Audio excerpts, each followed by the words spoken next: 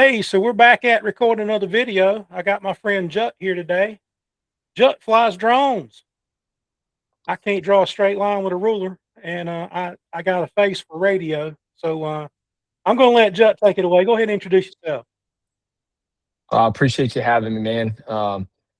And I just want to preface by saying this: it's this kind of stuff that the sport and all of us in the outdoor space need because I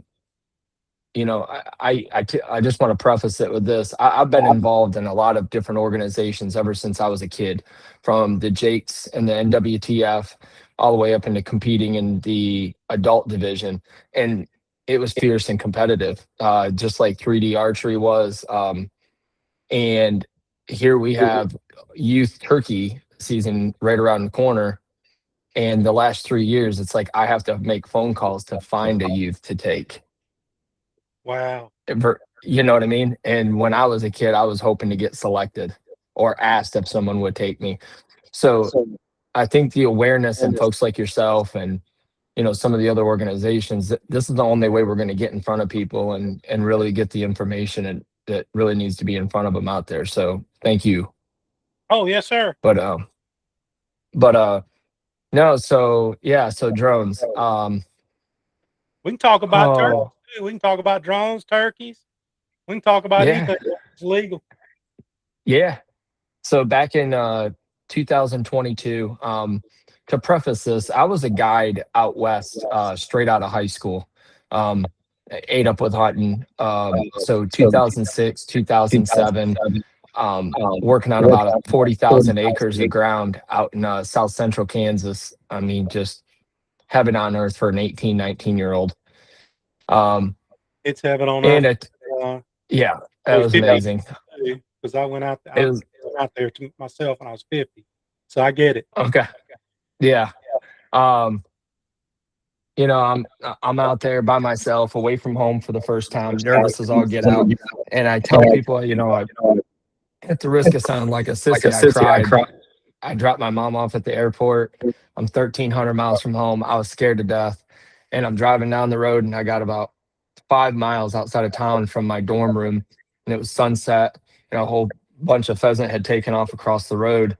And if you've ever been out there at sunset, you know what that's like. And I just turned to look at them going across, and a deer that I actually studied in college is standing there, in velvet. Here it is, middle of August, and the deer's like 170, 180, and it was the first one I'd ever seen with my own eyeballs. And I quit crying pretty quick. And so I've been involved in the outdoor space my entire adult life, as well as taking it very serious in my youth. In '07, a TV show came to town, Jesse and Ginger Moorhead. They had a TV show called Staying Safe with Jesse and Ginger. It was title sponsored by Hunter Safety System, and they got in a bind and needed a cameraman, and I filmed Jesse shoot a 171. Camera had more buttons than a laptop, a lot different than the cameras I'm using today to film projects. I'm using GoPro. Yeah, even better. Push one or tell it. Now you can just voice command it on. And they offered me a job to be their cameraman. Did that for 4 years, and the last year I actually produced the show and edited. I'd show you my terrible looking office setup right now, but the MacBook computers, whether I'm doing drone mapping or different stuff, or if I'm editing, I bring a different one up here. But no, I wanted to give you a background to where you could understand that I didn't come into this like, oh, look, there's an opportunity to make money. I used all of that time of getting on very high pressure blood trails, meaning you're in a camp, you got 5 days to get it done. A lot of people were spending $3,500, $4,000, $5,000 to be on a hunt, and I don't care who you are. It's like they had to catch a flight at 8 a.m. on Saturday, and Friday night they made a marginal shot. And it was amazing to me. And this is probably a part that you'll see people scrub back and listen to again. It's amazing to me in all these years and all this time how we are so thick-skulled sometimes that people will say, Well, I would give it 24 hours, but I got a plane to catch at 8 a.m. So we need to go on the blood trail now. What? You know, no, you're going to jump that deer. And back in those days, if you jumped him, your chances of finding that deer are somewhere around 10%. Right. I So got fast something in the truck will find him, but I don't want to drag him any further than I got to. You know what I mean? quartering towards the truck is always best. And yeah, no doubt. And depending on how bad my shot was, depending on how far he's going to go. If we got Yeah. time, I got a story I can tell you about that as well. Anyway, go ahead, tell me more. All right. So fast forward all these years of guiding, filming, even spent some time guiding in Ohio. 2022 comes along and I see probably the person that deserves the most credit for putting this out there, Mike Yoder from Drone Deer Recovery. He has a very popular YouTube channel. I see him out doing deer recovery and I'm thinking, that's it. That's what I want to do.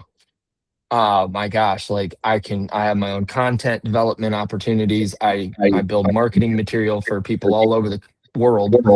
Why can't I market my own service?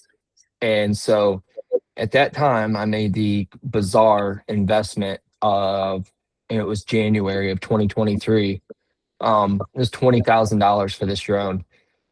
And I knew what it could do, but trying to educate the general population on, hey, we now have a different way to recover shot deer.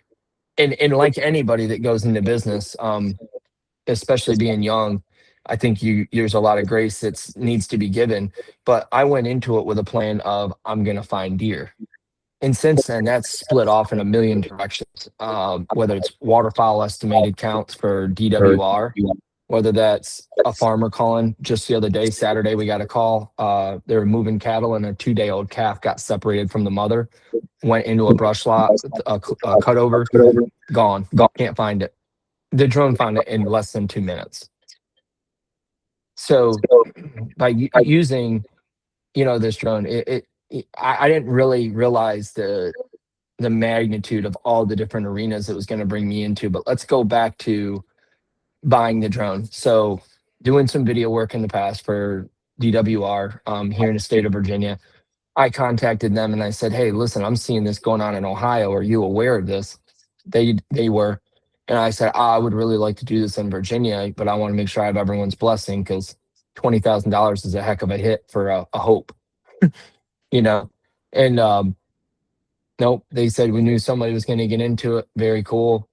So I purchased it. And much like others that are at the cusp of technology as it's coming out, you get it and you're so excited and you cut the tape and you open it up and you're like, now what the hell do I do with this thing?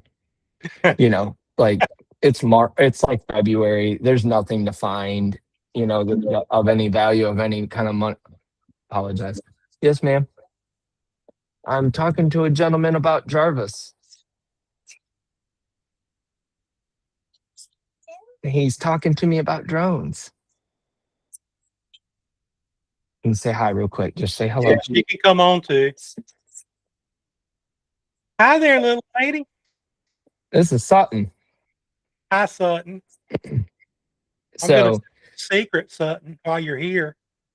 here, she can't hear you. I got my AirPods in. So you translate for me. Sutton, I write children's books too. He writes children books. There's a group of Beagles that talk and drive cars and do all kinds of stuff. They're called Beagle Book Club, and they love to read. I started out writing the stories for my grandkids. Wow. This in just a second. Here, my background picture. After the sun went down, the hunt was over. We all gathered around a campfire, and I read the Christmas story that I had written about Beagle Book Club to the kids that were there.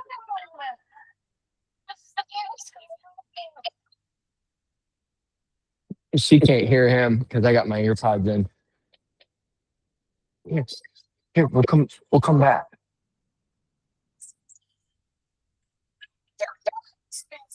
Well, honey, can I finish this up real quick? Well, this is a good time for me to talk to the audience real quick while you're handling some family issues there, or some family, not issues. We're recording this live tonight, folks. So what's happening in real time?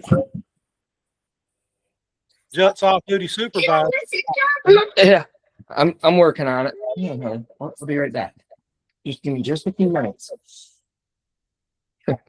Sorry about that. That's quite all right, man. I was just telling everybody that we're recording live, and what they're seeing is life as it happens. It is. So this will be published as a live video, and then I'll do some edits on it and make a shorter video. All right. You can maybe get out the ums and the ahs and sure.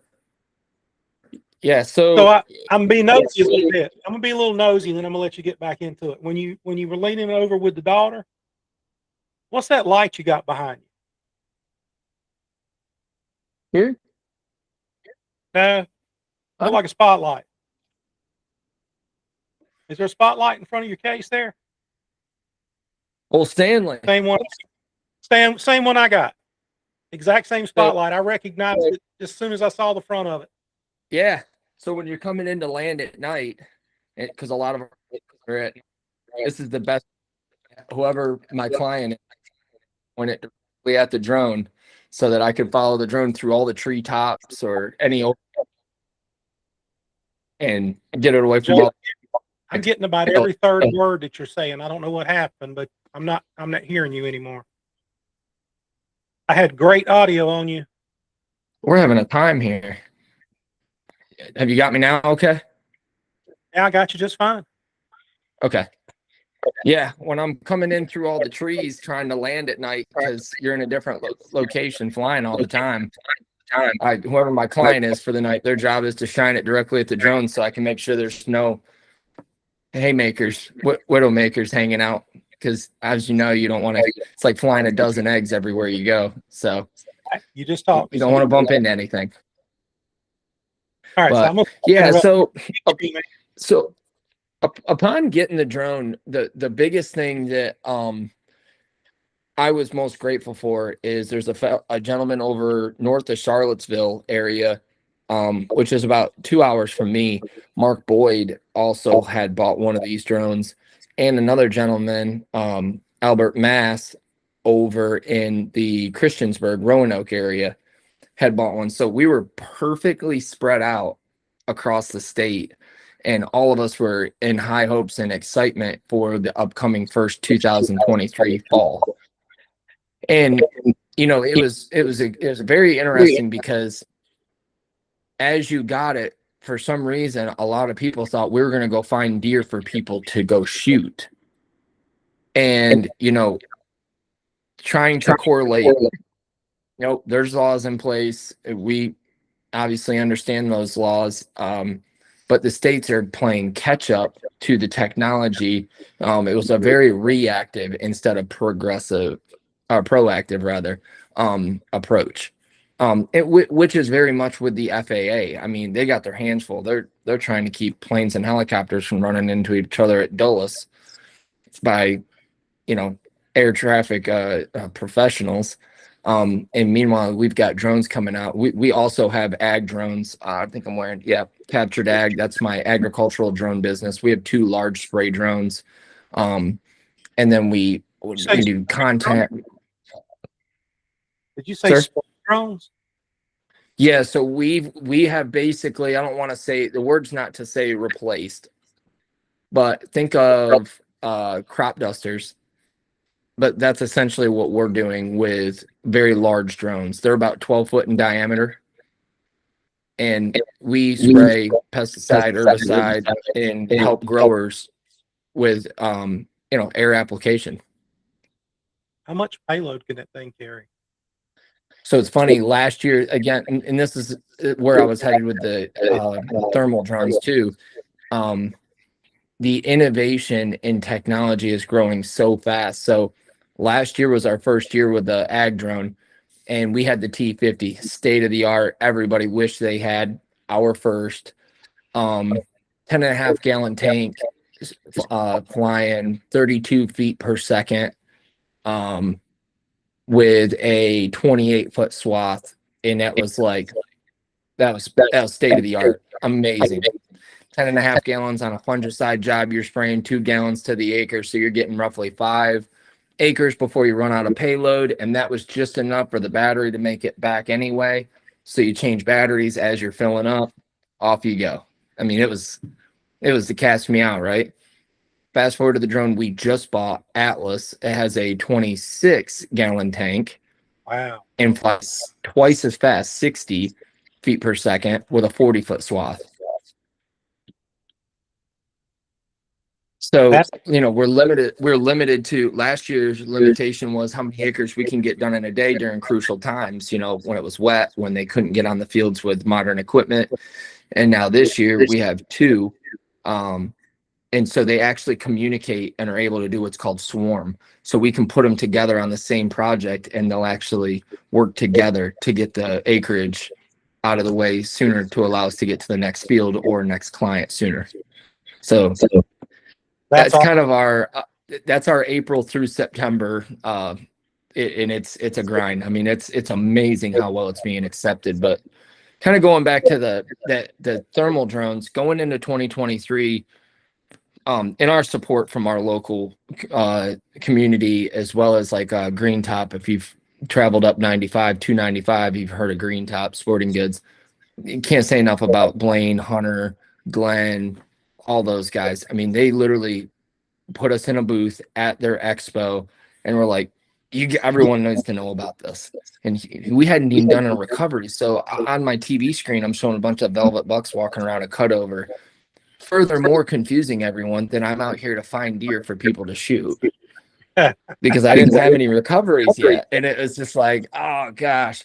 But it was crazy. Like Governor Youngkin, he came to the booth. Like, he specifically said, like, I want to see this as like the emerging technology. This is something I'm really interested in. So Secret Service, state troopers, the whole 9 yards, backed everybody up. And here he comes in for a meet and greet and a picture. It was pretty humbling experience there. But yeah, so going into the first fall, opening day of bow season, I get my first call. It's like, okay, but I come from that TV side. So I really wanted to document and build videos. And I'm not sure, I should have provided you with a bunch of stuff, which I can if you would like to sprinkle into your final edit.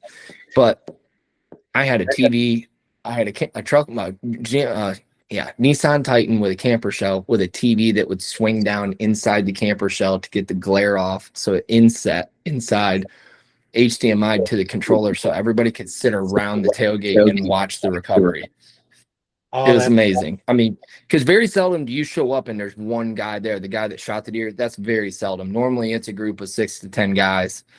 Everybody wants to see the technology. Everybody wants to see it work. And you give them what they think, right? I mean, you put on the show. Yeah. Oh, it is. It's very much a show for the kids, and love it as much as grandpa, and everybody in between. So by default, you can expect, we do charge, as long as you're within 1 hour, we charge $425. After that, I get a little more creative with the price to accommodate for time and fuel, but somewhere between $425 and $500 is about the price that we've been charging. And before you get inspired to jump off the couch and run out and buy one of these, I want to explain, like, owning one of these drones and being compliant is not the hard part. The rules are the rules. We have our Part 107 license. We have to do constant, like, we're constantly updated with new knowledge, new tests.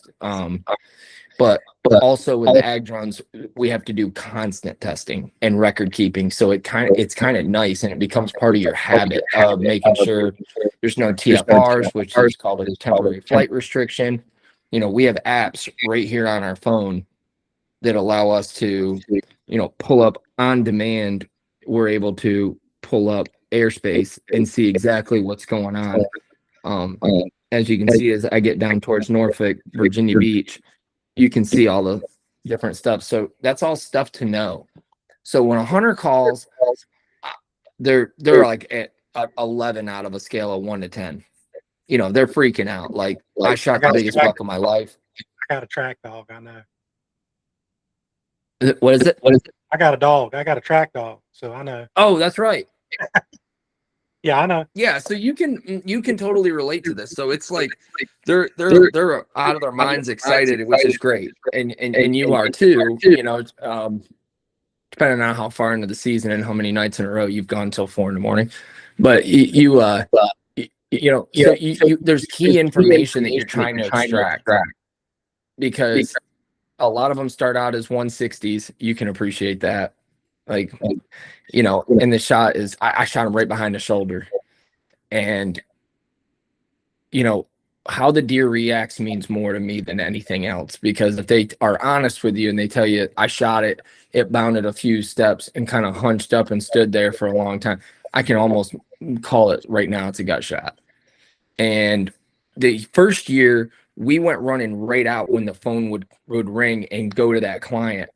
And what we found was we were very successful. We found the deer, but we were finding a lot of alive deer. And that really didn't do anybody favors. That didn't help us, didn't help them. And in a lot of cases, you're kind of looking at them like, gosh, I can't drive all the way back out here for free tomorrow. You know, I've got things I have to do. But at the same time, they're looking at you like, well, what do you think? Is he going to die right there?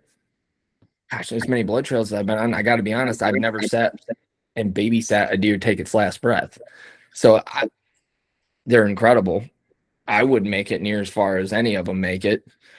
But you know, so the deer wounded. yeah, we really adjusted what we were doing. Nowadays, we're 3 years into this, believe it or not. We're entering our 4th year right now of flying infrared drones, and now we've got 2, a third one on the way. I've started other pilots, because the demand has grown that much. So the first year, I think I did like 35 recoveries, 35 searches, I'll say. And I think the second year I did like right around like 45, but we had more pilots in the area. This last year, between me and my pilot, I think we factored in, we did 66. And what that attributes that to, because now there's a lot of pilots. There was like 20 this year in Virginia versus the original 3 just 2 seasons before. So a lot of hunters are using this technology. But again, like I said in my original business model, I didn't realize how people were going to use them, meaning not every person calls because they think they made a bad shot. Some people treat their property like a temple, and they're like, I just want to know where it's down so I can make a plan to extract it. We got a long week of hunting ahead of us. It's first week in November. I don't want to go stinking the whole place up and blowing it out. Some people don't have the best relationship with their neighbor, and they're like, I need to know where it's at so I can call the law or go see the man, and hopefully he'll let me get my animal. Because when you do this search, you're in infrared and you'll see a heat signature. Well, the drone also, right next to the infrared camera, has a 200x zoom lens on it, which is incredible. I mean, you can watch the deer blink. The detail's so great. And for night searches, on top of the drone is a spotlight that is synced to that camera. So wherever that camera's looking, that spotlight stays with it. So, you know, that was a not hard to believe. And then there's everything down from the single mom, you know, little Johnny got a bow and came home with a bloody arrow. We don't even know where to start. But he wanted the drone. And, you know, you're from Eastern Virginia, so you can appreciate the dog hunting and the heritage of it. It's gone into now where this is a good segue to, and I'm sure you'll have some specifics for me, so I'm definitely will be able to circle back. Once season ends, this year was the first year it surpassed our deer recovery is our deer herd analysis. So that's where you can call us up and say, okay, I own 200 acres, 1,000 acres. I want to know how many deer are on my property. I want to know the buck to doe ratio. I want to know my fawn recruitment. I want to know where these deer are spending their time. Where are they bedded? Where could I, you know, do I need more bedding? Do I need more food? Do I have the right food? And this is where I'm able to really reach back to those early guiding days, to where you leased a piece of land or we owned a piece of land, and how we optimized it and manipulated it for whitetails. My reports are 4 or 5 pages long. Every year they get better with more information, but I give you a full map, to where you can, in Google Earth, you double click on the KMZ file and it populates everything. Buck, doe. You can spin it around in 3D and look at your property and see how the deer are using that property, how they're using your property. And it really helps you identify what your property is to that herd's ecosystem. Like, for example, are you primarily the bedding? Are you primarily the food? Are you a pass-through property? Because once you identify how your property participates, it allows you to better optimize and better manage.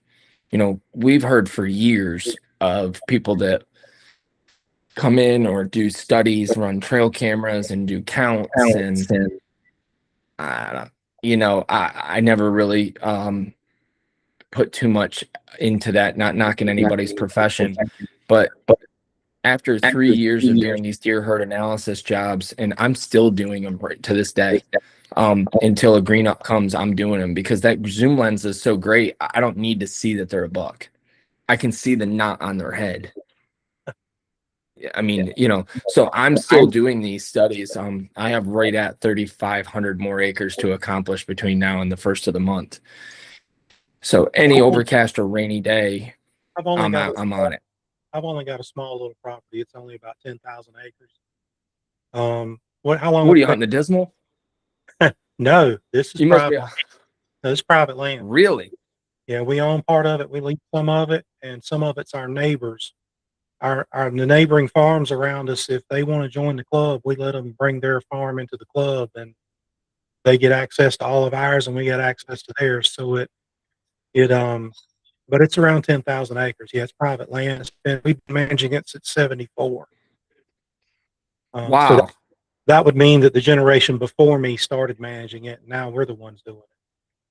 Yeah. Yeah. And, how long would that? I've lived here, and it'd take a bit, and when I get above a certain threshold, that's when I start bringing pilots in and start giving them, because you want to do the deer herd analysis. You need an overcast or a rainy day, because the sunlight will heat stuff up and give you false signals, and you got to fly really slow. We can usually clear about 200 acres an hour on doing deer herd analysis.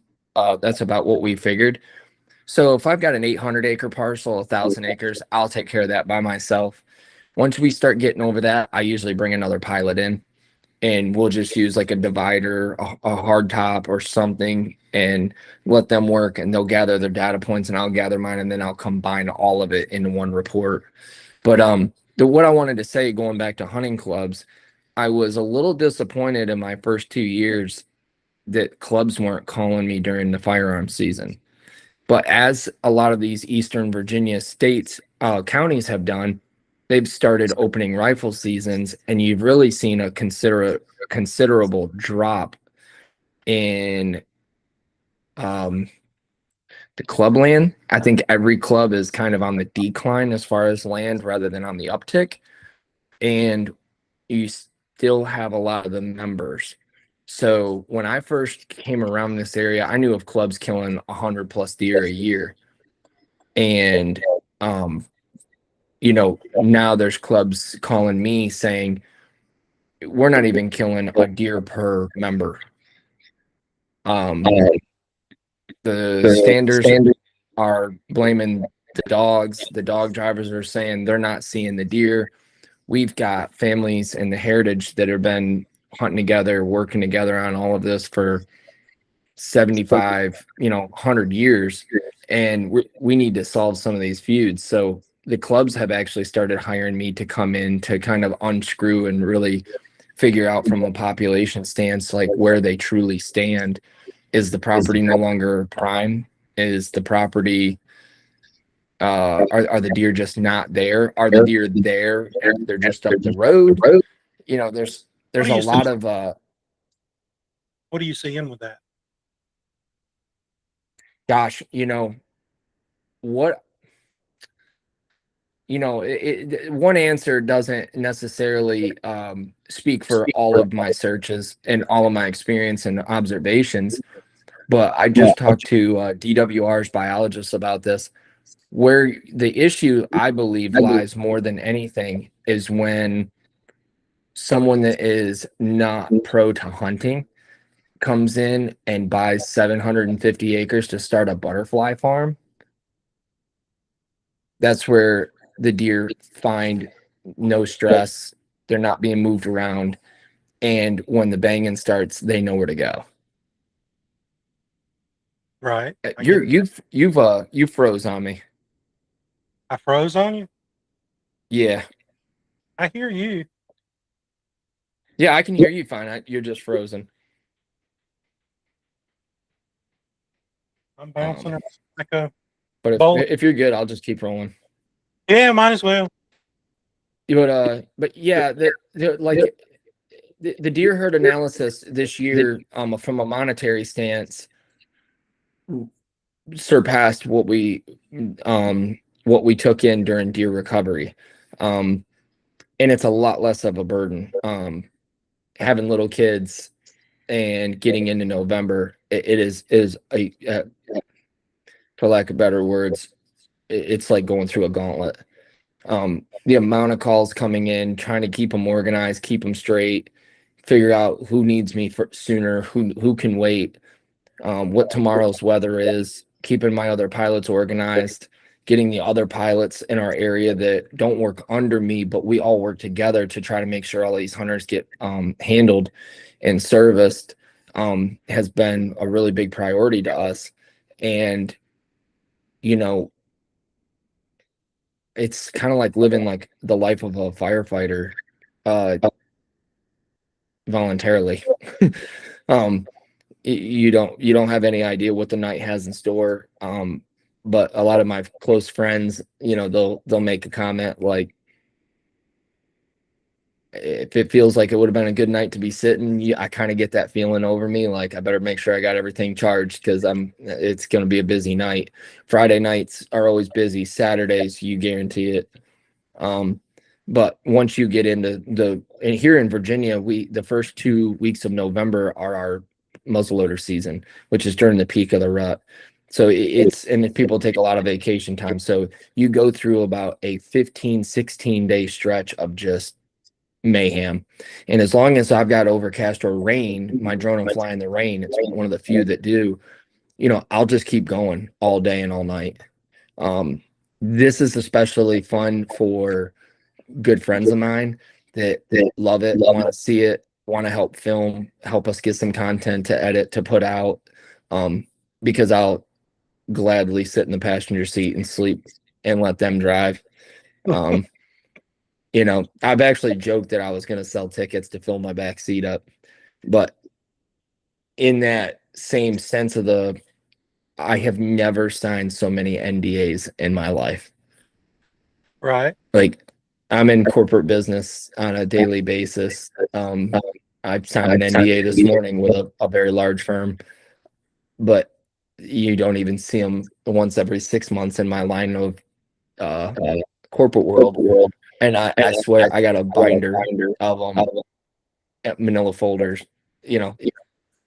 from people that we don't put our deer on social media. We don't put pictures out anywhere. We kind of protect what we have, and we'll just ask you don't film and don't take pictures. And usually they'll tip you pretty well. I hear you. So yeah, that's kind of the gist. I didn't know I'm gonna let you pick the angle where you want to take it from here. I'm sure you had kind of some stuff in mind, or maybe some questions, or I get plenty of scrutiny, so I'm ready for it. I can take it. I'm interested in learning about the drones. I really don't have any scrutiny for you. Okay. I'm about legal and lawful hunting. So if it's legal and it's lawful, I'm good with it. So let me cover that topic. I have never knowingly had to hotline somebody. I've not ran into that. I think people respect me enough. There has been some other cases where some pilots have called me and they're in a situation where they got a bad feeling about a phone call. And they've asked me how to handle it because, like I said, I come in from a slightly different advantage, right? I have special prosecutors' cell phone numbers. I have different game law officers. I have access to those folks for different reasons, and 1000% of the time, they take the time to listen to the situation at hand and give us free guidance. And I would tell everyone that does this to exercise that right, because without realizing it, especially when you're dealing with strangers in the middle of nowhere, in the middle of the night, some folks are worried about getting home alive. Some folks are worried about getting paid, when in a reality, we have to put the law first. I mean, Right. at the end of the day, they're there for a reason. So let's go over laws. You have two sets of laws that you have to abide by, but from a argumentative stance, the federal law always supersedes the local law. So the FAA controls and owns all airspace. Property lines do not extend into the air. If you're in your swimming pool and a drone comes down and it's sitting right here, and by all means, knock that sucker out of the air. It shouldn't be that close. But a drone being 100 feet up in the air, 200 feet up in the air, running in a grid pattern is, I promise you're not that interesting. And if you really were being spied on, you wouldn't even know it's there. Take a look at local recent news and what's going on in Iran. Drones are running the show right now. So from a civilian sense, with the drones that we have, what's that? I have an interesting past too. Okay. I was military intelligence. Oh, absolutely. So yeah. So I've been up there inside the belt line, and I've been in the Pentagon. I've been in the National Security Agency. I've been a bunch of places, done a bunch of things. Very cool. Countries. Yo puedo hablar bien español, señor. Explíquense There you go. Parlez-vous français? Speak redneck too. That's awesome.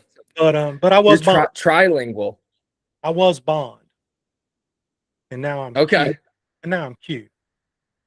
Well, that's all that matters. We appreciate you. Q. But yeah, you remember when we first met, there was a guy in my group on my page that was just spewing some garbage, and one of my friends tagged you and said, "Hey, straighten this guy out." He was talking about you can't fly your drone over, you can't do this, you can't do that. Man, that's again that app. What's app I showed you. Yeah, that app I showed you is going to be is the law of the airspace. That app. Okay, so that app's now. Is there restrictions on where you can take off and land from? Yeah, you have to be legal to be where you're standing for landing and takeoff. But once you're in the air, there's really not any restrictions unless you go into controlled airspace. All right. And controlled airspace is the right of way on the side of the road is legal. So can I take off? I mean, if I have to be on private property. You should have permission to be taking off where you are. A lot of times I tell folks missing pets is a huge category for us. And I tell folks all the time, I'm like, go to a church, go to a grocery store, go to Lowe's, go to Walmart, go wherever. And a lot of those, should you have permission? Yes, but it's such a public place. It really, you're not going to be bothered with it. But if you have to wonder if you're doing something wrong, you probably are. I wouldn't recommend the side of the road. I mean, you got folks with a tire hanging over the yellow line or over the white line, and you know what I mean. You're impeding traffic. Like I wouldn't recommend it. Get off the side of the road somewhere, or just do like we do. I mean, you drive back and forth enough times looking for a clear place to land and take off. People are gonna be like, "What's this guy doing?" And they'll come out of their house and I'll just be like, "How you doing?" and I'll state my business, and 9 out of 10 times people will be like, I gotta see this. You can pull right up my yard. You need anything to drink? You hungry? How long you been doing this? You know what I mean? And It's I amazing. can't tell you how many of those. It's Oh amazing. yeah, and I can't tell you how many of those people turn into clients for other reasons. Right. Missing Pat. They're like, this guy he turned around in my driveway one night. I was going to shoot him right where he stood, but he had the coolest drone ever. Nice guy. I got to know him, and next thing you know, so it just pays to just be transparent with what you're doing. But going back to airspace, and this is public information. Anybody can find this. Do not shoot a drone. No The doubt. FAA views a drone as a registered aircraft. We have our own N numbers associated and tail numbers associated to every one of these drones. Your biggest drone all the way down to your smallest drone. If you're registering it with the FAA, it means you're a commercial pilot. You're doing work with it. It means you have your 107 license. The FAA, the only difference in the paperwork is how many souls are on board. That's really the only difference. So you are looking at 100% felony, the money to replace the aircraft, the loss of work for the pilot. I mean, and they're taking this very serious. I mean, I can't tell you how many folks at trade shows walk around and they're looking at our booth and they'll look at all the drones and huge ag drone all the way down to our little tiny, drones like this little dude here, like our little Avadas that we That's do like indoor inspection. yeah. That's about the size of Yeah. mine. Here. Yeah, the people will look at me like, better not shoot that thing out of the air if it came anywhere near me. It's like, What happens is old Jim Bob. He's got that there sixth grade education, and he's yeah. You better not fly that over my property, my 6 acres, man. You better not be over here. again, That's the guy. it's not it's the farthest thing from a hobby for me, for us, for what we're doing. I mean, a lot of our drones we don't have a lot of drones in the consumer space, like a $700-800 range. I mean, my newest ag drone was $42,000. I'm not putting that thing anywhere it shouldn't be. And it also acts as like a taxi. If that sucker's flying, it's because it's making me money. And you know, much like the infrared drones, and that type of stuff. So a couple things that I've started doing to try to mitigate, not just for me or my client, but to try to help someone else in the area. I'll call the police non-emergency line if I know I'm flying on the outskirts of town or possibly in a populated area. I'll call non-emergency and let them know what I'm doing, and they're usually very grateful because the phone rings like, oh, we got a drone over my house and I don't like what's going on here. But make no mistake about it, no matter, and you'll appreciate this, no matter how excited that hunter is and what he's trying to get you to do, you are responsible. You are what they call the PIC, pilot in command. So all of this comes back down on you. You have to be the clear thinking, you have to be logical, you have to be knowledgeable, you need to know your laws. I have had the police pull up and tell me how I'm going to jail and I'm all this other stuff of what I'm doing, and it's negligence on their part. They don't even know the laws in a lot of cases. They'll ask for my ID and I actually give them my remote ID pilot license instead of my driver's license, and they'll be like, what is this? And I'm like, well, that's what you really need to see. Other than that, I'm sitting here with the landowner of this field. I don't care that guy at 3 acres. I'm on 300 acres and I got a guy down the road with 3 acres fussing. Like, nah. But you froze again. Can you still see? They asked me for my ID. I handled what I've never seen before. And they stand there and scratch their head and look at it like, what is this? There's U.S. government on it, but what does this mean? Yeah, you're frozen again. Dang it. I can't see what you're showing me. You still hear me though. I can still hear you. All right, long as we can hear each other. If the video don't come out, we'll do it again. Okay. So yeah, I mean, is there anything specific you wanted me to drill in on? The takeoff and landing was a question I had, was where could you legally take off and land? So you're saying you probably should be on private property when you take off. Yeah, or like a common place, and like I tell people all the time, I'm like, pull off on a secondary road, pull off onto a pull off on the side road. Surely the guy had permission to be hunting where he was hunting. Yeah, well, You know, he should have. hopefully, He should you know, have. yeah, I've got some stories. I'm not gonna do them here and dime anybody out, but you know, you really just got to use your head and your investigative spidey senses sometimes with people to realize what you're doing. And I'll tell somebody, no, I'm not putting me in that position, you in that position, the drones in that position. It's just, yeah, it's not worth it. So when somebody calls you and you got about an hour to drive to get to them, do you ask some qualifying questions up front? 100%. So let's run this as a simulation. Ring, ring, ring. Hello. So you can be my other end of my call. Hello, Hey, hello. This is I Jut. just shot the deer of a lifetime, man. He was a Carolina 11 pointer. They two antlers sticking straight up, just like this right here. And I want you to come find him for me. I like it, man. I like it.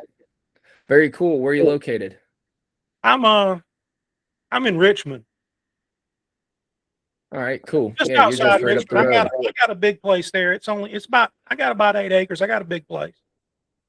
Oh, cool. Very cool. Hey, do me a favor real quick. So let's get some of this stuff out of the way. In order to be able to make sure we're good to go, especially when you saying you're in Richmond, we've got the airport and some other things in that area. I'll ask for you to send me your address. And then once you send me the address, I'll plug it into my app and I'll be able to see right there if airspace is clear, if I need to request a Lance approval, which is a temporary approval given by flight control or the control tower to be able to go do what I need to do. And then once I see that's good, I'll say, all right, man, hey, it's going to be 4:25. I'm on a call. I can come to you next. There's, some other things there, but I essentially asked for him to set it up for me. What does it look like? What was the shot? What did the deer do upon the shot? What's your gut telling you? And that's where really you're here. Is this guy confident in his shot? Is this guy just 425 don't mean nothing to him? Is this guy wanting to be entertained? There's kind of some things that you kind of navigate in your head to know like what you're dealing with, but ultimately if they're like, yep, I'm good with that, and if I don't know them or I don't have a very good feeling about it, I have links pre-made in my notes right on my phone for payment. I'll kick them that and I'll say, hey, as soon as I see the payment link, I got your address. I'm headed your way. And usually momentarily, especially if there's any kind of severity or seriousness to the guy whatsoever, I'll get a notification that payment's been collected. And you charge whether you recover the deer or not, right? I mean, yeah, the way I look at it is I have no controlling stake in this except for exhausting the effort because I wasn't there. I don't know if you nicked the deer. I don't know if you center punched it. I don't know. I really don't. I mean, there's some people, and again, this is going to sound like I'm talking poo-poo about my competition, but I assure you I'm not. There was some people that entered the market near us this year for like 275, which there's no way to you're licensed, insured, and driving an automobile and justifying your time. Because you gave a great example, Richmond. Let's say it's an hour away. Hour there, 20 minutes set up, hearing from you, flying, finding the deer, getting footage, breaking down. It's over 3 hours before I'm back home again. Yeah. So I'm not making monumental money over here, but by any means, when you look at what I pay in insurance and fuel and cost of owning the drone and all that type of stuff. But, we had people that were charging like 275, well then 60 cents a mile. And then if we find the deer, you pay us $125 finder's fee. You needed a daggone calculator and an Excel spreadsheet to figure out what you owed them at the end. And a lot of people they didn't like that. And again, we were the OG of the area. I will say that's been a major advantage. North American Whitetail featured us. I try to do as many podcasts as I can, but some of our videos, have reached 100,000 plus views, on their own. Nothing in the category that you're getting in viewership, That's not but that's not my viewership's not videos. My viewership's text and pictures. This video stuff's new. okay. My videos aren't getting the views yet. They're working on Yeah, it. I They're mean, not getting them yet, but yeah, I the became, text and the I pictures became, are through the roof with me. yeah, yeah. So like, that's a whole nother topic. Like we became monetized this year, and it was unbelievable what some of our reach. I think I was averaging like a 500,000 a month, which was incredible. I mean, as a just regular guy that just loves what he does and shares it with others. You know what I mean?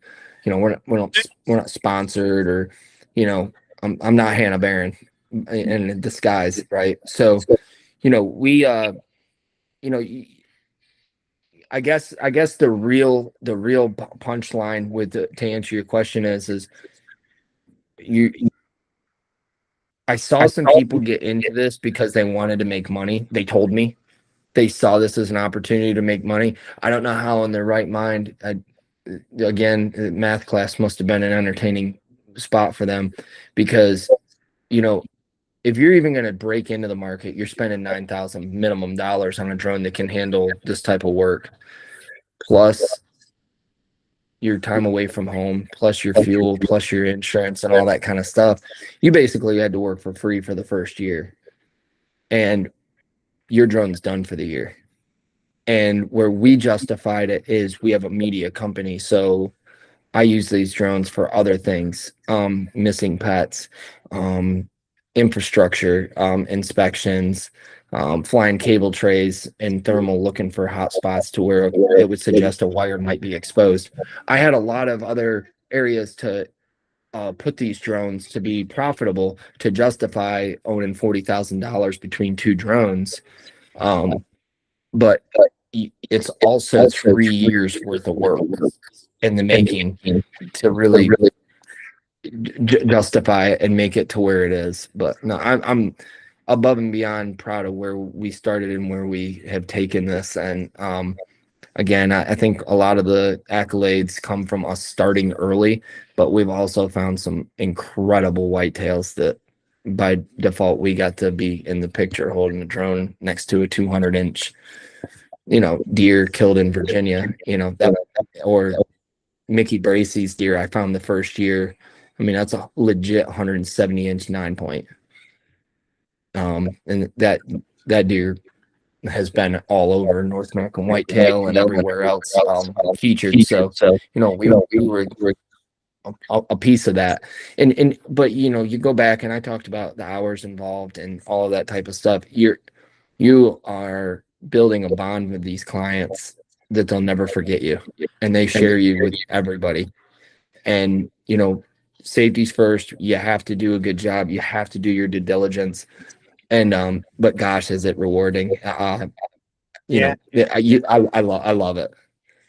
So you mentioned something a minute ago that really hit home with me. We My family owns a business, service business. It has nothing to do with hunting, other than the fact that we take off from the business and go hunting. But we own a business, and my son's running the business now. And he came to me one day, and you mentioned your competition getting into it for about half of what you were charging. He came to me and he said, "My competition said this, and the customer asked me would I meet their price. What should I tell them?" I said, "Well, it's your business now. You're in charge, so your decision." But the way I would handle that is I would say, "Well, I really can't meet their level of service. I can't give you that level of service. I always give premium service every time I go out." And tell them what you're gonna do for them for the price you're gonna charge them, and don't move a penny on your price. They either want a good quality product, or they will come to you next time when they don't get a good quality product, because you know the product that you give. And if somebody else wants to work for free, I want to let them. I don't mind being broke. I don't mind being tired from working, but I'm not going to be broke and tired from working. Yeah. if I'm tired, I'm going to be well paid. Yeah, I mean, Things do yeah, yeah. And I deal with it outside of this, and my heart's really with the farmers, because starting to do work with the backbone of our society. You know, there's a price per bushel that the government sets, and then there's the moving obstacle of weather, disease, and insects. I mean, there's what these guys go through to grow a corn harvest yeah, it's unimaginable. I mean, they got cast iron guts to be able to handle it. The drought, too much rain. When you get all that rain, now it's time for fungicide. To stop from all of the downfalls. But in the reality, you can't just charge a farmer whatever you want. diesel was almost $6 a gallon today. Yeah. Yeah, there you go. And that really comes back. I told you earlier about the guys that were like 275 plus 125 plus 60 cents. Some of these drone guys are like, I don't know how you're doing what you're doing and not charging a setup fee and a trip fee and a per mile fee. And I get to this guy and he's got 10 30-acre fields. He told me he had 300-acre fields. I got to break down, move my whole setup, reset up. They'll hear it here if they hear it, but if I like them, I tell them you're not asking the right questions up front. Remember, I asked you qualifying questions. Yeah, I do. Even with the farmers. I mean, gosh, man, I got notes everywhere. You have to. No two jobs are the same. I mean, I sprayed a guy. I think I had 175 acres of corn to spray one day last year, and I did it for $20 an acre, and went out there, did the job, come home, and 2 days later, he's like, "Hey, man, you remember the other day you were out there spraying this guy's corn, whatever. I'm his neighbor." And I was like, "Okay." He's like, "Can you do the same 20 an acre for me?" I said, "I probably can get you there. How many acres you got?" It's right at 5 acres, man. It's a corn maze during Halloween. And I'm like, "You have bumped your head if I'm driving 45 minutes." I could have done it for you while I was. Yeah, like you should have wandered over, because now you're asking me to drive all that way for literally one flight. But I still have to disinfect and clean everything. Like I tell people, 10 acres or 1,000 acres, it doesn't matter. It's still the same setup and the same cleaning.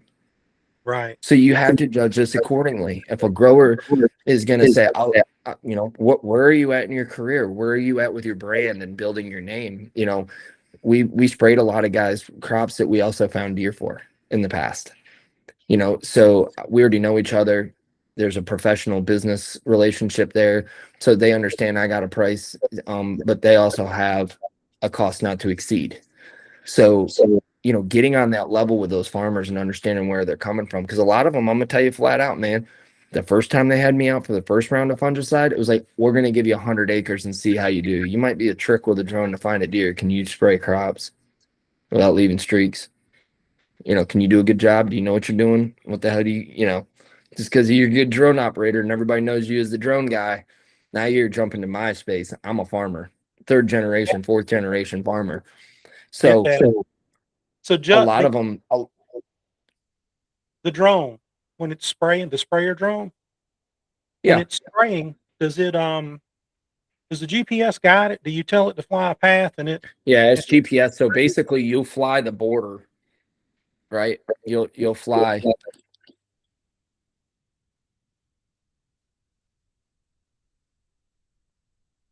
Oh, well, give me a piece of paper.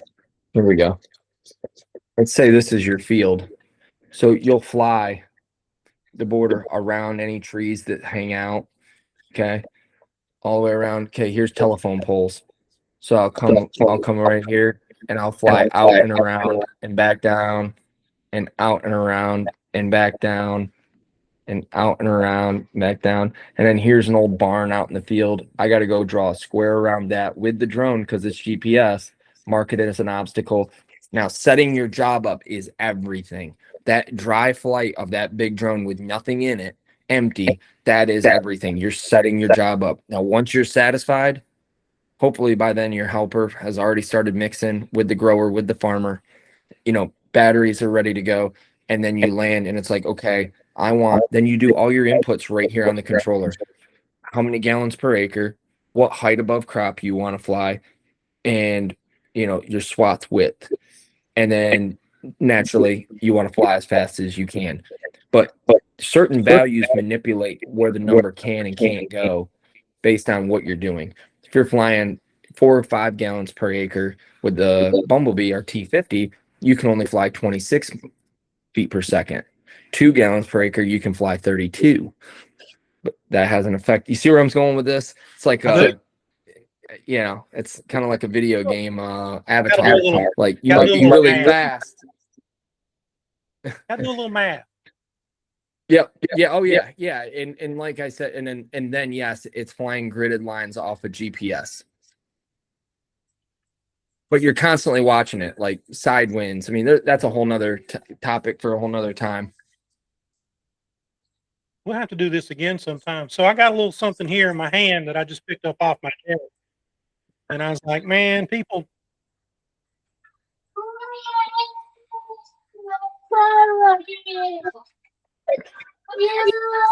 Expanding air. So hang on just a second. You're breaking up. I don't know if it's my one kiddo went upstairs to go to bed. Okay, I'm sorry. I saw the broadhead. Can you start over? I'm just saying, you got a dog box on your truck and people think, oh, he don't do anything but sit in the truck and run dogs. I got an arrowhead laying here. I bow hunt. I got a muzzle loader over there. I got a rifle. I got a nice climbing stand. And I'll put a dog in the woods too. I'll put a whole bunch of dogs in the woods. I got a picture somewhere of the hunting club, and it's the first weekend of December, and we had 108 dogs there that day. 108 dogs. 108 dogs. We had about 40, 50 trucks. We're hunting 16 square miles. So yeah, do the math. That's a big hunt. Yeah, it's a big hunt. We had 2 deer hunting parties and 1 bear hunting party going at the same time. We had 3 different hunting parties going at the same time. And controlled chaos. And the property next to us is 15,000 acres, and we have an agreement to be able to go back and forth. So together we're doing 25,000 acres, and that's not counting the farmland that's on the border. So, we can go out there and make a ruckus. And you mentioned you didn't have corporate sponsorship. I got a company that's got me on a trial basis right now. I don't know whether they like me or not. They don't know yet. But you heard Redivus Radios? Company called Redivus? No. Yeah, we use 2-way radios to talk, and Redivus Radio, they make GMRS, and I think they make some ham. I don't want to speak out of turn. I know they make GMRS radios because they just sent me one. It's an Easy 5 GMRS Redivus radio. It's pretty heavy duty. It's waterproof.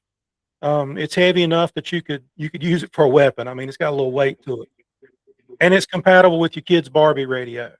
So that blister pack radio that you buy at Walmart, it's called an FRS radio. GMRS and FRS use the same frequencies. The GMRS is a licensed radio that has more power, but the little Barbie radio talks on the same frequency, so you can talk to your kid on it. Or like when we did this hunt that the background here is for, we had a lady that actually showed up with her Barbie radio, and she used it during the hunt with her daughter. That's funny. We could pass out the little blister pack radios that cost about $3 or $4 a piece, and say, here you go. And if they dropped it, broke it, lost it, whatever, no big loss. Yeah, big deal. But the radio I'm using is about $80, and they make them that are $300 or $400. But Redivus came to me. I had a video that went viral. I'm standing on one side of a ditch bank. There's a deer on the other side of the ditch bank that won't show me its head, and I don't have any buck tags. I only get 2 bucks. I've already shot both of them. It's late December, and it looks like a doe to me, but I can't see the whole deer. And the deer's just standing there broadside. I could have I could have used my bow and taken this deer. And keep in mind, we're running dogs, and the deer's just standing there. I think the deer thought it was better hid than it was. And we were in the process of catching the dogs up. And some of my cousins were talking so much that I'm pretty sure their tongues were sunburned when they got home that evening because it was just constant radio traffic. You see where I'm going with that, right? So Oh yeah. I've got my lapel mic.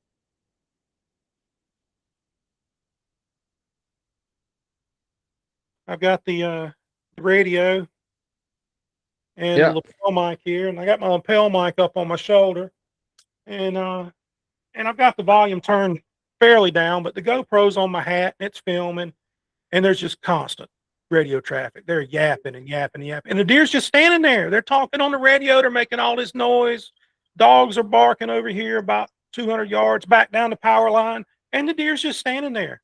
And I'm standing there with my rifle going, show me your head or show me your other end. It don't matter. Show me one end or the other. It'd be my luck. Yeah. I'd Yeah. go with antlers if I'd have shot, but and I titled the video too close to call ditch line encounter or something like that. And Red of us saw the video and they said, hey, so you use GMRS radios? I said, yeah. We're going to send you one. It was a little more in depth than that. You know, they sort of talked to me and said, and took a little application or whatever. We're going to send you one. We want you to review it. Tell us what you think of it. So I actually have a maybe corporate sponsorship, possibly. Who Heck knows? yeah. It might just be one radio, Yeah. and they might go, "No, we don't want this dumb redneck." But you know, who knows? You, So, I guess I need to own up to you. I kind of fibbed to you. I guess I do have a corporate sponsor, and you actually held it up already for me. what's that? A bug? Yeah, it looked it looked green. Yeah, is that a Rage? Yeah, it's a rage. It's a rage broad. It's a rage. Yeah. That's my sponsor. Oh, well, look I at get that. called out for more Rage shot deer than any other broadhead combined. Yeah. I don't. Oh my gosh! And if I need a post to really take off early bow season to really get the juices flowing for the fall, I'll show a picture of a deer walking with a hole clear through it, and I'll say, "Did this Rage broadhead fail, or what is your thoughts?" And there's a buck standing there making a scrape with a hole through him, and 20,000 views later, you know, everybody's on there compete. You know, His favorite broadhead, ladies and gentlemen, right here. You heard it. that From looks Jut. like a schwacker. That's a rage. It's a rage. Okay. It's what the box says it's in. Now, whether my kid took it out and stuck it in that box, I think it's a rage. The box that I just picked it up out of says rage. So, Okay.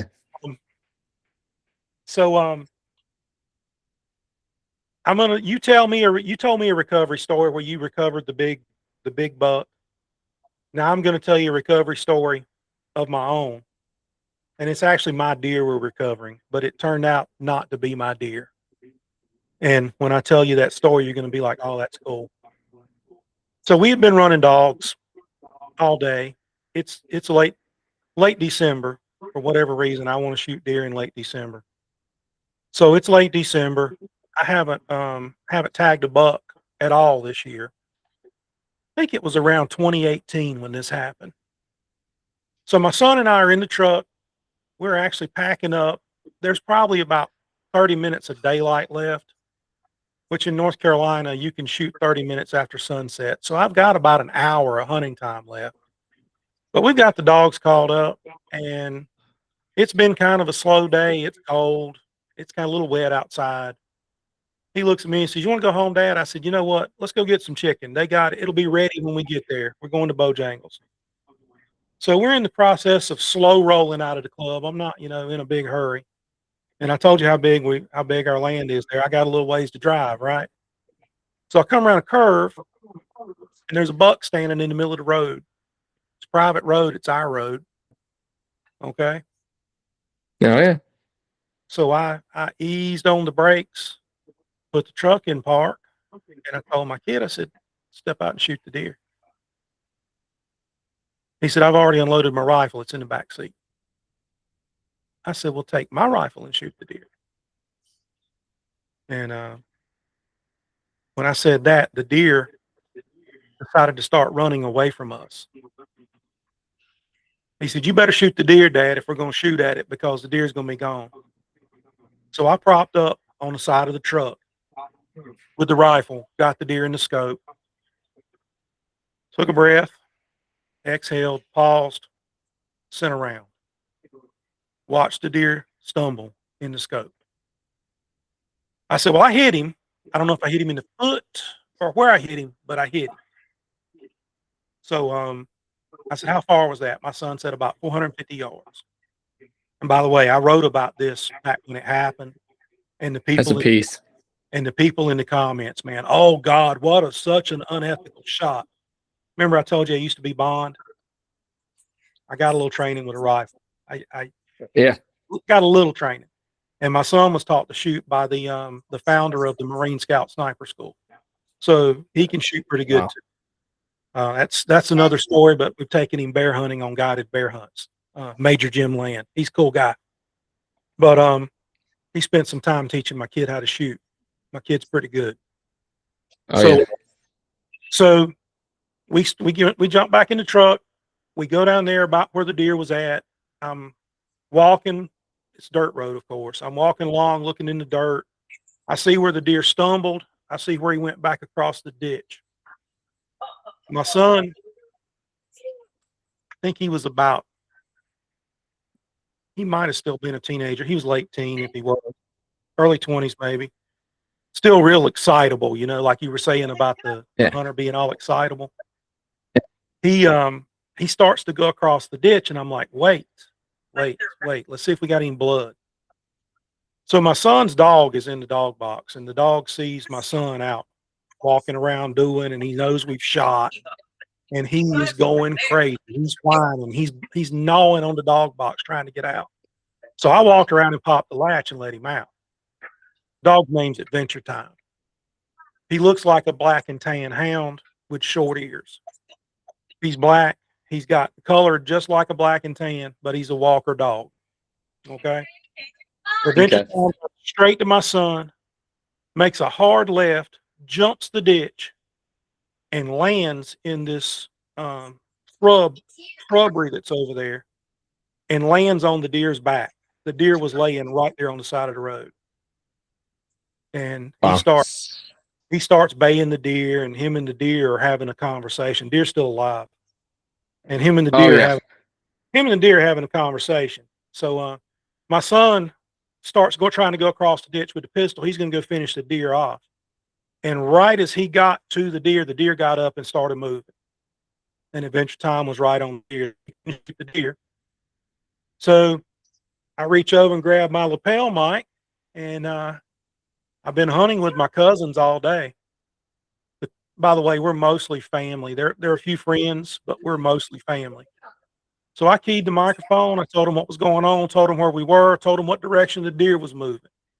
I said, "Anybody back there?" My cousin Darren said, "Yep, I'm sitting right on the back side of this block." I said, "Well, get out with your rifle. Deer's coming to you." Adventure Time's right behind him. When I say right behind him, he's looking at him. He said, "Okay." About 5 minutes later, I heard boom, boom. Darren came back. Darren comes back on the radio. "I shot at him. I educated him. I didn't hit him. He's coming back to you." So we had Adventure Time in the truck with us that day, and we had a puppy with us, a young puppy, 8 months old, something like that. So the deer's coming back to us. We see the bushes moving, but we don't shoot at bushes. We shoot at deer. Okay. So the bushes are shaking around. We hear Adventure Time barking at the deer, and the puppy gets all excited and starts squeaking and jumping and raising sand. The deer turns and runs parallel to us. So the puppy's already making a bunch of noise. He wants to go. I let him out too. So now I got Adventure Time and the puppy in the woods. Keep in mind, we were caught up. We were going home. But anyway, we got the deer, and I'm watching Adventure Time on the GPS. He's not moving fast. The deer is not moving fast. So I get on the radio again. I said, "Hey, the deer is headed to such a direction. I'm gonna follow along on the truck and make sure he doesn't cross this path that I'm on, and I'm gonna try and funnel him that way. So whoever's over there, let me know what you got. So it was about 10 minutes later. I heard boom, and then I heard the recoil of a pistol. Radio crackle. It was one of the family friends. He says, "Come on over here. Got your deer. Your deer's laying right here by my truck. Come get your deer." So I drove around there, and as I turned the corner, there was a 12-year-old boy standing there with a 20 gauge single shot shotgun. And In I this jungle, there drove up, you and I he said, feel the "Mr. Todd, your water. deer's laying right there." I said, "You shoot that deer, son?" He said, "I did." And I went and looked at that deer. I started looking at it. And his dad, um, What the fuck? former Marine, good guy, The water known down. known him a whole Don't lot. worry. He says, "That's your deer, man." He said, "That deer was barely moving when that boy shot it." He said, "That's your deer." I looked at that deer. I looked at that little boy. I looked at that deer again. I said, "I don't think that's my deer, John. I don't think that's mine." I said, I think the one I shot laying out there somewhere." He kind of looked at me, kind of side eyed. He's like, "The deer barely made it out of the woods. That's your Oh, it's deer." this beautiful jungle. And I told that little boy, I said, "You the last one to shoot him, right?" He said, "Yeah." I said, "Sure deer, son. I'll go help you clean it. Let's go to This the place has so So many. it was a nice buck, mountable buck. I don't stored mounted. I didn't care nothing about it. I don't have a single deer Wow. mounted. But we could The break first water sometime. first deer I ever shot was a rack buck. I shot it with a 410 shotgun sitting in my dad's lap, and it's so never really been a trophy hunter. I actually enjoy taking somebody else. That's one reason I've got my guide license. I'd rather take you hunting and get you a deer than get one myself. So that's my recovery Yeah. story. I've had several. That's But great. that's Good. That's a good one. and please tell me that the child that I heard a minute ago was your child, and my audio stuff's not messing up so bad that I'm listening to the neighbors or something. No, it's one of mine. They're 15, 5, 3, and 2. Ah, We found out what was causing that. yeah. I was going to say you need to get So, some TV service or something. Maybe get a Roku or get some maybe a radio. You need a Redivus radio to play with. It's what you need, man. That's what you need. that's what I need. Judd, Well, thank you so much for coming on tonight and teaching me about hey, drone. thank you for having me. And we may if you can if we compile enough questions, maybe this would be worth doing a part 2 answer field the specific. Yeah, I think so. When the video plays, I'm going to post this one as a live video, and then I'll probably do some editing. I'm still learning how to do the editing. I'm not that good at editing, so it might be 6 months before it gets edited and put out. But I'll put it out live. And I'm going to welcome people to ask questions and say, "Hey, we'll have Jut back Yeah. on, and you can ask questions." And I may even do a panel. We did a panel the other night, had 3 or 4 people in it. I did a panel with some guys from Arizona, Mississippi, Alabama. There was about 7 or 8 of us on, and that was pretty interesting because we were all Yeah. discussing, different things across the spectrum, how things are different. I've hunted Idaho, Tennessee. I've got a map that shows where I've violated community standards across the United States. Because when I first started doing this, the same content now that they pay me to post, they used to restrict me for posting it. Right. Now I think that is the most interesting thing in the world. Would post a hunting video, and I'd get 3 days in Facebook jail. And now I post a hunting video, and they can't put a commercial on it fast enough so they can sell something. And So and you're monetized. and I'm monetized. Yeah. So it's amazing to me how that's changed. It's the fact that we can still do it's a blessing. No doubt. Oh, speaking of which, have you seen the the stuff that's in the farm bill, federal farm bill? Can you be more specific? It's a bill right now. First of all, they tried to pass a. I'm gonna fiddle with my computer here a little bit and pull it up so I can read it and sound like I got some sense. But they tried to pass a bill against greyhound races. Okay, and that bill was pretty much DOA as soon as they filed it. It was so Well, that tends to actually be a different demographic than we are talking about that are no, into that. So, no.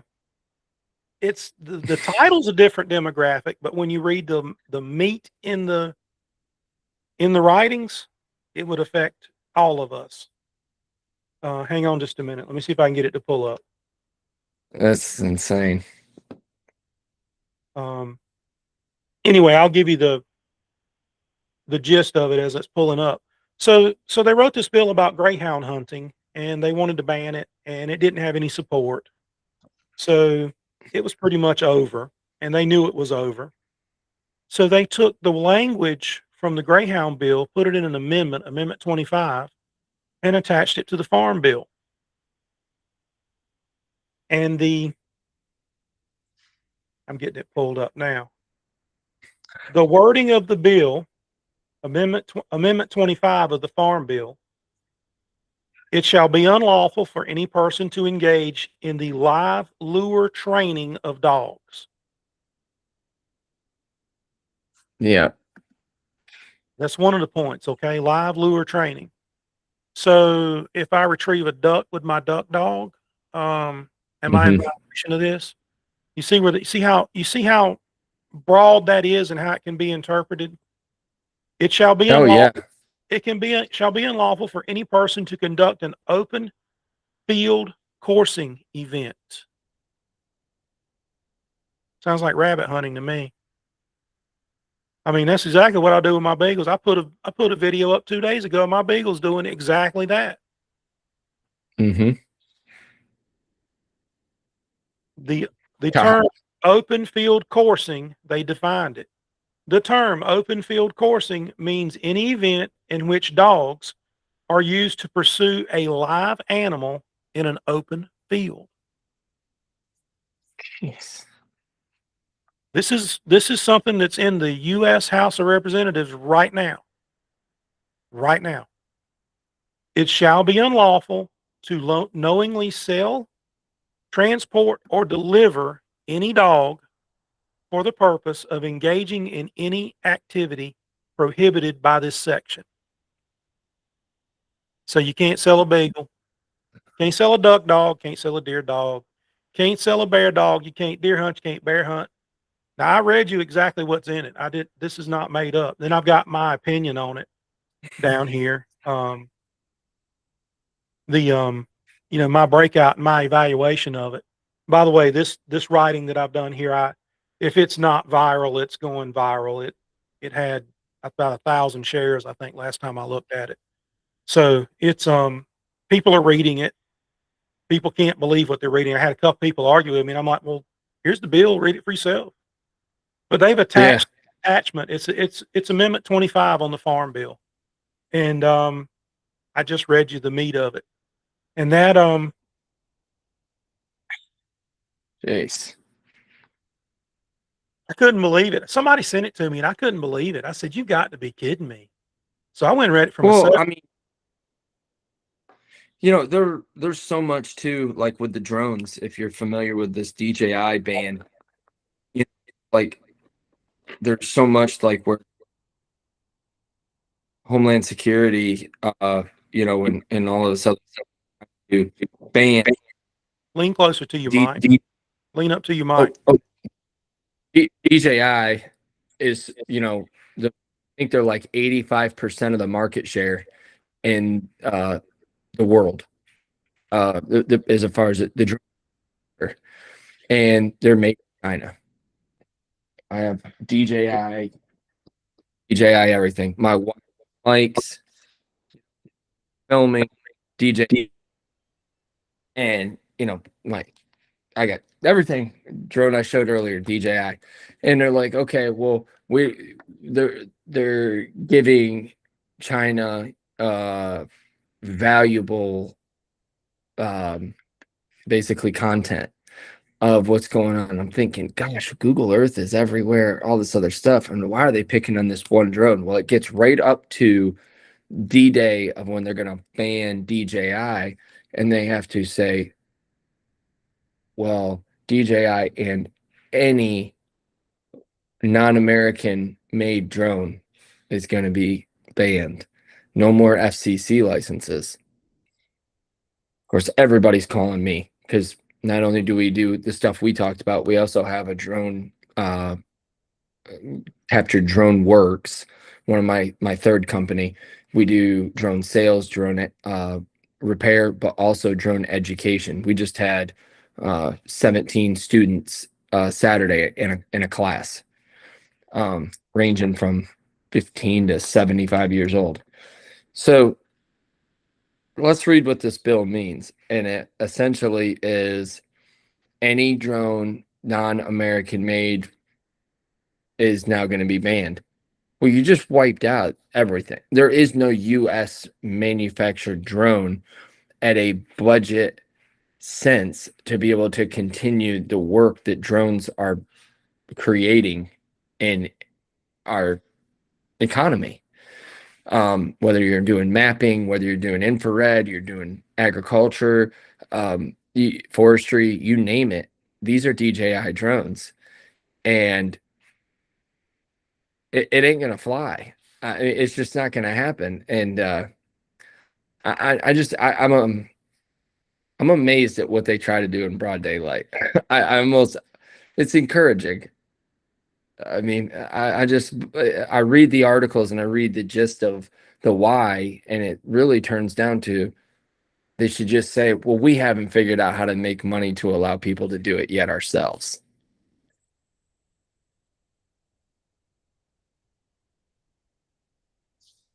Nope, I can't hear you. I muted my microphone because I was moving around. I'm sorry. I just sent you a link to the article that I wrote about the Yeah, I want farm. to read this. You can read it. It's the wording of the bill. It's the wording of the amendment, and then it's my opinion on it. But Yeah, I'm definitely going to read this. But and we'll talk about man, that. I can't thank you enough for having me.